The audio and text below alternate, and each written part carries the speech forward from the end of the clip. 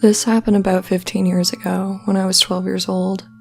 My parents had recently divorced, and we would alternate weeks between my mom's house and my dad's house.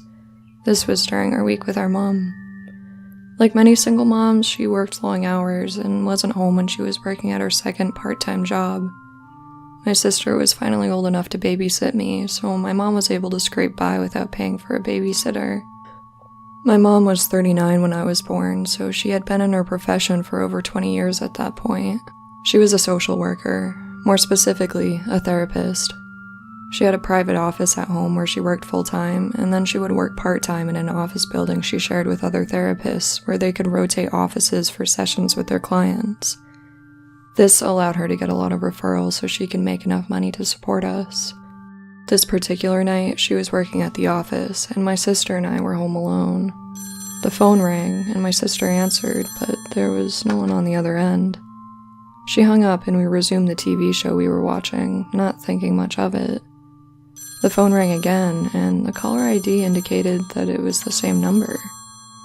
We didn't recognize it, so my sister assumed they had the wrong number and decided not to answer it. The call went to voicemail, and to our surprise, the person started leaving a message. Since this was on the house phone, we could hear the voicemail on speaker as they recorded. "Hi, Emily and Abby. Pick up the phone, it's Grandma. I miss you, and I want to talk to you." My sister and I both turned to each other wide-eyed, knowing full well that the voice on the message was not our grandma. And furthermore, we didn't even refer to either of our grandmothers as Grandma. We had no idea who this person was or how they knew our names. My sister immediately called my mom and she came rushing home from the office. She replayed the voicemail, and as she listened, a look of recognition came over her face. She knew that voice. It was one of her clients, Lori. Since my mom had been a therapist for so long at that point, she had a few long-term clients. This one in particular she had been seeing for over 18 years. She saw my mom while she was pregnant with both me and my sister, and had a certain closeness with her that came with time. She knew our names from when we were first born. She must have gotten our house phone number from the yellow pages, or maybe my mom accidentally called her from the house phone instead of the office phone once. We weren't exactly sure.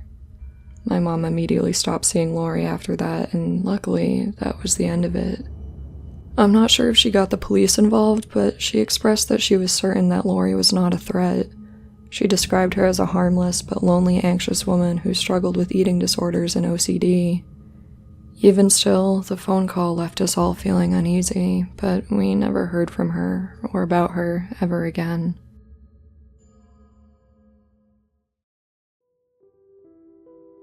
My mother had me at the young age of 19 and did everything in her power to ensure that she gave me the best upbringing possible. She worked her ass off, had her own apartment and her own car, paid bills on time, and catered to my every need from when I was an infant until I was ready to move out. She's pretty amazing, as is the rest of my family. Relatives on both my father and mother's side of the family were there whenever my mom needed someone to watch me while she was at work, but occasionally schedules wouldn't align and she had to resort to hiring babysitters. She posted some flyers in popular places and cafes in hopes of someone contacting her, and to her surprise, she ended up getting quite a few responses and eventually hired a wonderful girl named Rachel. I talk with my mom all the time about my childhood, asking her for funny stories and memorable moments. I guess I'm just the type of person who loves details and will ask questions to grasp the emotion and depth of the stories I'm interested in. During one of these chats, I surprisingly found out that the process of finding a babysitter was much more difficult and unsettling than I had thought. This was after a volleyball game I was in during my junior year of high school. My mother and I were laughing about something when we were walking out of the school doors to her car to head home for the night, when a lady stopped us. I had seen this woman around my school, usually after hours cleaning and taking out the trash. She had special needs and was a janitor at the school, and I had never really given her much thought before she stopped us that night.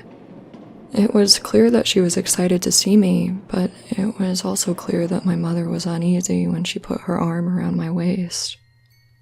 "Hey, I know you. I used to babysit you when you were younger," she said excitedly. "Just a wee baby. I used to see you a couple times a month. We were basically best friends." She even mentioned my name. I had no idea who this woman was, at least not personally. Immediately confused, I didn't have the chance to respond as my mom pushed me out the door and hastily walked to her car.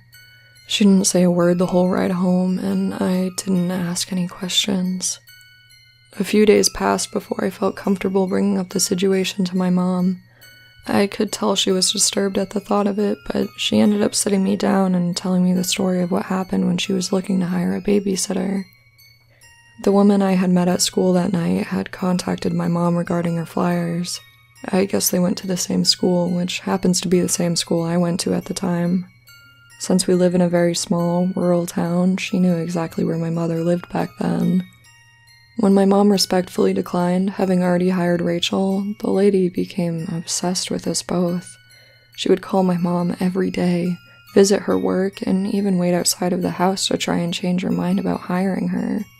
She wrote letters to my mom about the babysitting job and stuck them in the mailbox. One day, my mom woke up from a nap to see her sitting on the floor in the living room playing with me as I laughed. She stopped her story there. I assume she either moved or called the cops, maybe even got a restraining order, or possibly all three. But it really shook her up, and I think anyone can understand why. We never found out how she got in the house or how long she had been breaking in. All I know is that after that night, she would stare at me during every volleyball practice. Luckily, I haven't seen her again since graduating high school. Someone that I knew all too well ended up committing an act so cruel and disturbing, I wish I never had them in my life. I met her when I was 4 years old and my family moved to a new neighborhood near Portland, Oregon. We had just left a crummy, vile apartment where my parents were building managers, and they were desperate for a house where they wouldn't have to worry about tenants.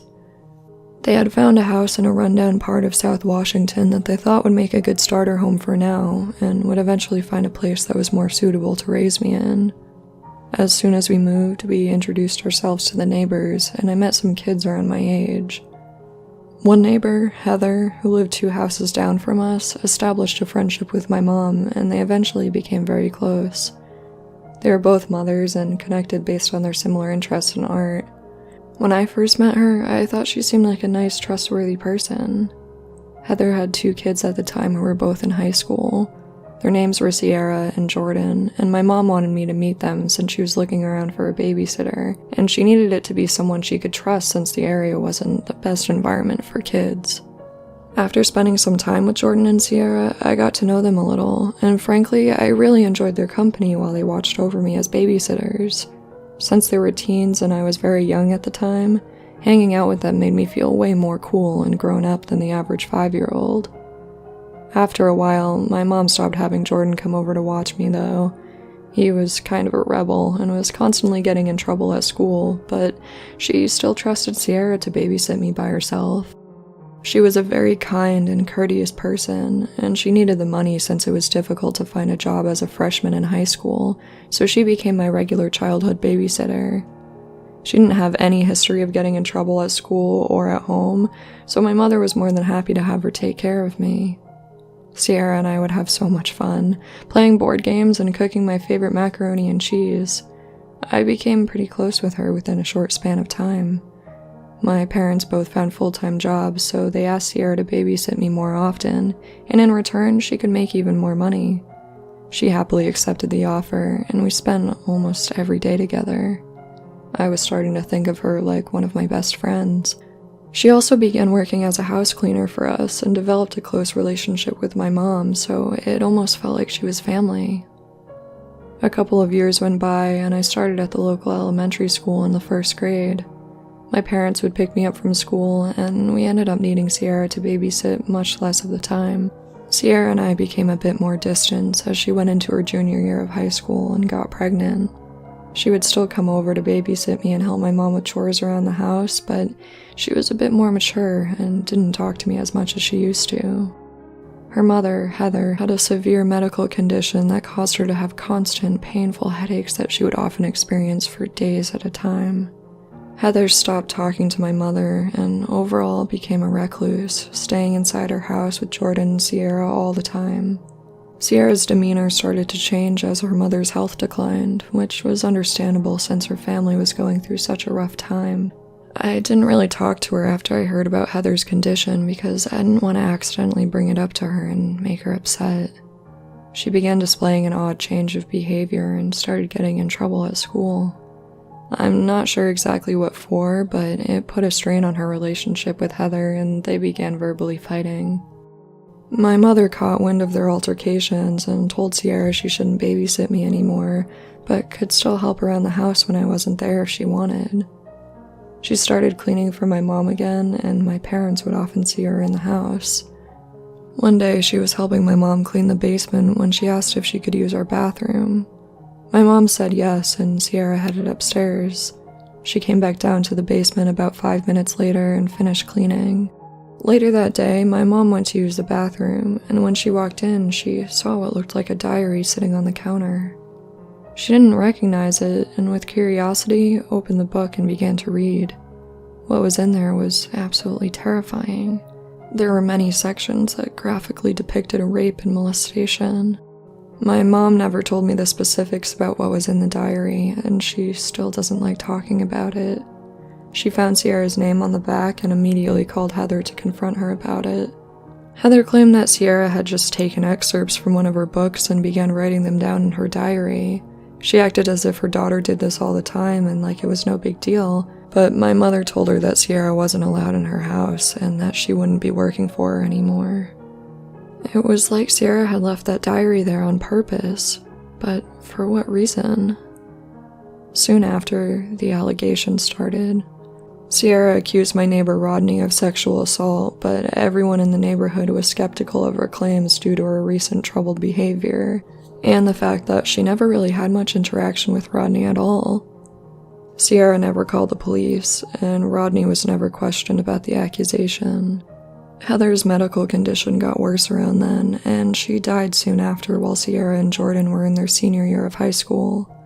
Sierra dropped out of school and told everyone she would be moving to Arizona with her boyfriend. She moved out and headed to Arizona while Jordan went to live with his dad. When they left, my parents figured they would never hear about Sierra again since she had moved on with her life. A few years went by without hearing anything about either neighbor, and I had just about removed them from my memory. One day, my parents were speaking with John, another neighbor who lived across the street from us. He asked if they remembered Sierra and if they had heard from her since she moved away. My parents said no, they hadn't heard anything since she moved, and then asked why he was wondering. That's when he told them that Sierra was on the news and that she had been arrested for child neglect. Later that night, my parents Googled her name and made a chilling discovery. Police in Arizona had been called for a wellness check after Sierra called 911. She had found her daughter deceased, and her other child was nearly dead. She had been collecting welfare and living in a trailer with both children. Those kids were neglected and malnourished, while Sierra had grown fat and refused to feed them enough to survive. There wasn't any air conditioning in the trailer, and she would frequently leave them home alone to stay with her friends or at her boyfriend's house. She ended up being tried in court for manslaughter and is now serving a 16-year prison sentence. To this day, I still can't believe that someone my family had trusted with me and was a best friend of mine throughout my childhood would do something so cruel and inhumane. I hope she never has another child in her life so she never has the opportunity to treat someone that way again.